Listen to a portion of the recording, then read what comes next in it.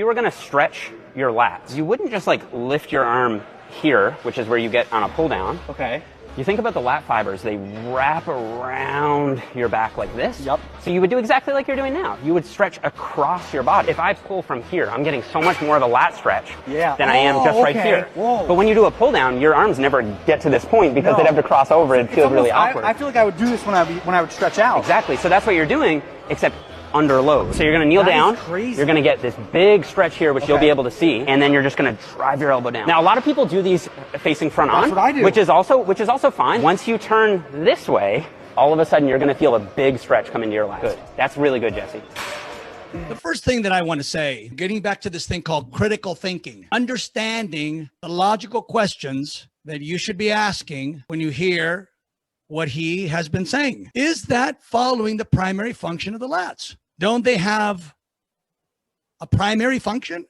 Well, the most primary function is pulling the arms down and in toward the origins. That's what they do, to pull the arms toward the spine, the lower 2/3 of the spine, and towards the upper part of the pelvis as purely as possible without any dilution. What I mean by that is you can involve the lats or any muscle in part of a range of motion, but they're not the only ones participating in that movement. Something else is helping, and maybe the other thing is helping more than the lats. That's why you want to be as pure in your function as possible. I'll show you up close here. What I've drawn there is his spine is the red line, and the green marker shows where the lats are and the direction of the fibers. What's important to note is when you're doing a one-arm pull in, you're pulling straight toward the lower part of the spine and the pelvis. This is the reason why you need to understand physics. You need to understand anatomy.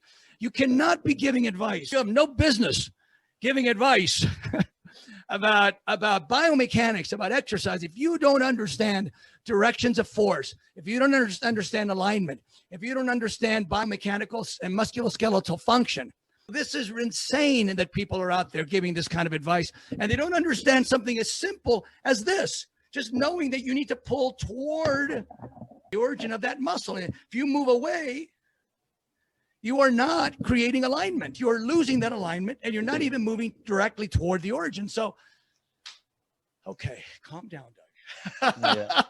Look, I do what I do because I love what I do. I have a passion for what I do. And because I have a passion for what I do, my feathers get a little ruffled when I see people giving advice with such confidence and such assuredness and such persuasiveness, and you're going to follow along blindly missing what I just explained here about the requirements of an exercise. There are biomechanical requirements that must be met in order for an exercise to be optimal, right? And that narrows it down to pretty much one movement, right? So you can't have 3 exercises like that, all of which have different movements, and say these are all good for the lats, right? Because the lats do one thing. They pull the arms from an outer upper position to an inner downward position. That's what the lats do. That is their most pure function. Now, any movement that involves part of that involves them to a degree, but why would you do an exercise? Why would you spend energy and time doing an exercise that only gives you 50%, 60%, 40% of what you could get when you can go right over there and get 100%? Why would you bother with anything less than the 100% exercise? Because some guy who told you this is good? It's like, please, people, let's wake up. I don't mean to be offensive again. I'm sorry. There is a truth to this, just like there is a truth to what makes an airplane fly. There is the principles of aviation that determine what is a flight-worthy airplane and what isn't. You can't have some guru pretend to know what makes a plane fly and then put together a thing that doesn't comply with the physics requirements of that airplane. Would you fly in an airplane that some guru put together without knowing this? He's got to know this, or your plane is going to crash. You'd be a fool to fly in that airplane if the equivalent mentality of this person designed the airplane. You're going to crash and burn. I'm sorry. Please, let's be sensible and let's try to identify what requirements an exercise or a muscle has before you start believing all this mumbo jumbo.